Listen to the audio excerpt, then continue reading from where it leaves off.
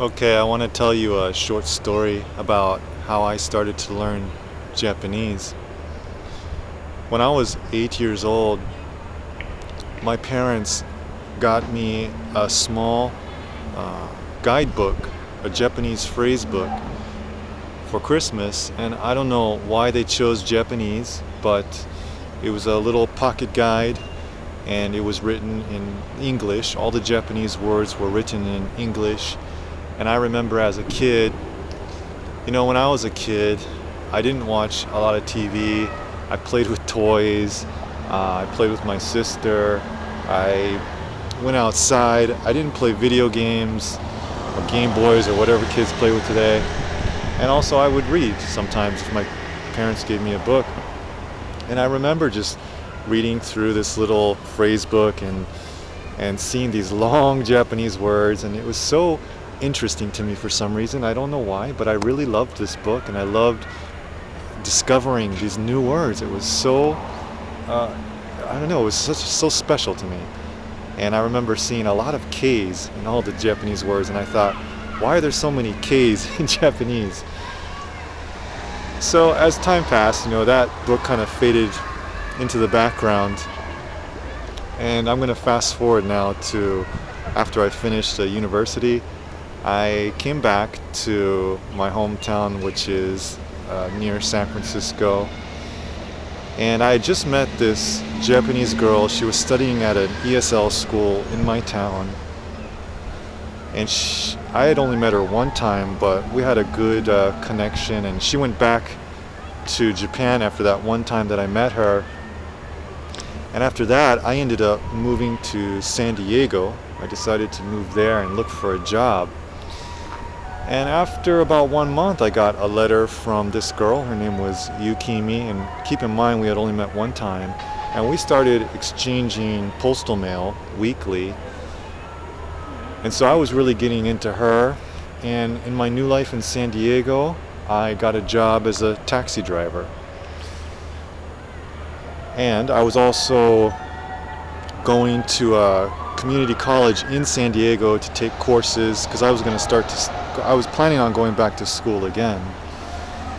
And I think I was going to a school, I was a community college in Mira Mesa. Maybe it was called Mira Mesa Community College. I'm not sure, I don't clearly remember.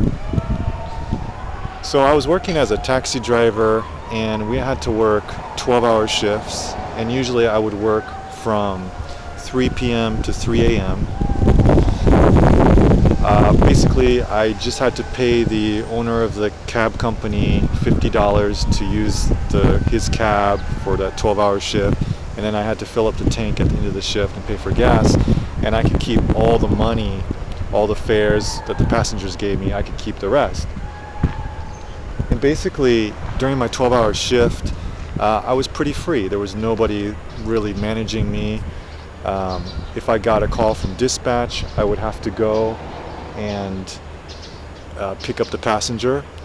Or if somebody flagged me down, I would give them a ride. But if I didn't have a passenger, I had a lot of free time. So as I was exchanging letters with Yukimi, I was really getting into her, and she really, I guess meeting her got me interested in Japan and Japanese culture and the Japanese language. So I really wanted to learn Japanese. I felt a strong motivation.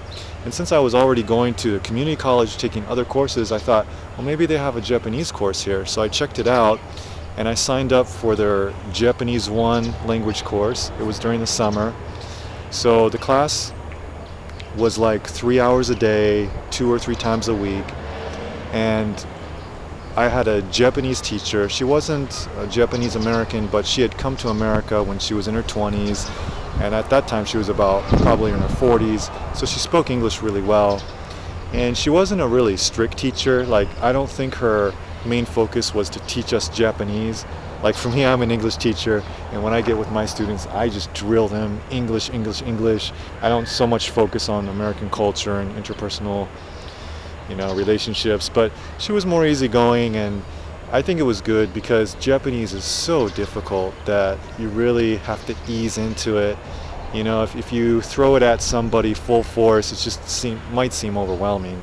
But she was really good at introducing us into simple Japanese, and the thing is that everybody in that class was really, truly, and sincerely interested in Japanese.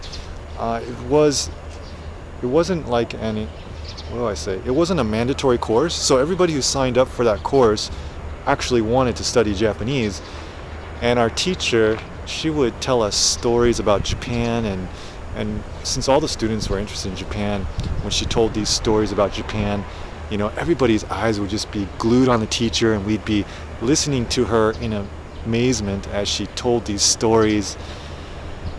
And she got into teaching us Japanese too. We had a textbook, and I remember just learning the basics, like how to say thank you, how to say you're welcome, good morning, or hello, how to say the words I and he and she, just basic stuff. And we started to learn hiragana, which is the Japanese writing system, and katakana, which is another writing system. And so I took that course, and then I worked as a taxi driver my shift was every day from 3 p.m. to 3 a.m. And so I wasn't like working 12 hours. Like sometimes I would take a break.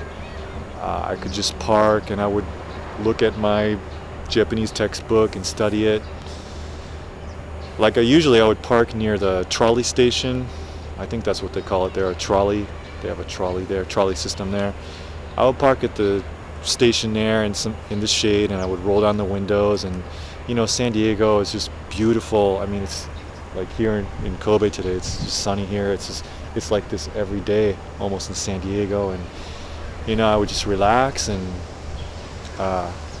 when I was tired of driving around and doing my job, I would just park and open my books and study, and I really enjoyed it. I had that time to myself, a nice quiet place. I was very comfortable, and I would just study Japanese. And if somebody came from the station, they would see my cab and they wanted a ride, I would give them a ride. And it was like I could just work and study. It was a very comfortable job. I had a lot of freedom, and I really enjoyed it. So I remember when I was studying hiragana, which is the Japanese writing system, there's I don't know how many, I think there's about 47 hiragana characters that you have to know to be able to read hiragana. And I remember when I would read hiragana, I would have to either rely on the English translation, or it would just take me so long just to read each character, because I really had to register it in my brain and say, okay, now what sound does this symbol make? And it just took me such a long time to read simple hiragana. I'm just amazed at how much of a struggle it was. Now, this is 12 years later, when I read hiragana, it's just like reading English to me. I can just glaze over it and I get it instantly. But at that time it took a lot of effort just to learn the very basic, simple things. I remember there was this one girl in our Japanese class. She was a fat white girl, but she had kind of a pretty face. And the teacher had asked us, why are you interested in going to Japan? And she said she wanted to go to Japan to become a kawaii, one of those kawaii Japanese girls, and dress up the way they do. And I thought, why the heck do you want to do that? But anyways, she was into that, and everybody had their own reason for being interested in Japan and studying Japanese. Having this girlfriend or whatever, this relationship with Yukimi, and actually I'd only met her one time, but I was really into her, and we were exchanging postal mail every week. And I would try, when I was in my taxi cab and I was taking a break, I would try to write her simple letters in Japanese, and I didn't know if it was right or wrong, but I would bring my dictionary, and I wouldn't only study from my textbooks from my Japanese class, but I also bought other books, for my own personal study. So, my interest in Japanese went beyond just taking a course. I was truly interested in it. And I think one of the points of my story is that if you really want to do something, if you really want to learn something, you just do it. You don't debate with yourself about it. You don't procrastinate.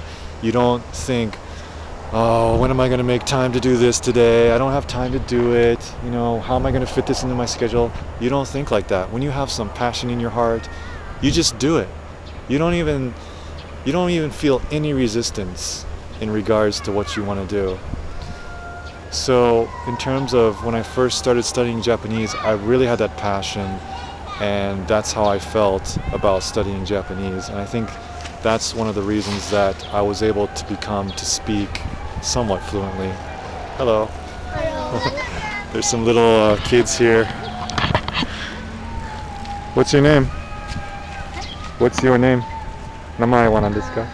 My name is Yuki. Oh, 英語わかる? My name is Konoka. このか? Oh. Have fun. 楽しんでください. Thank you. Yeah, bye bye. こんにちは.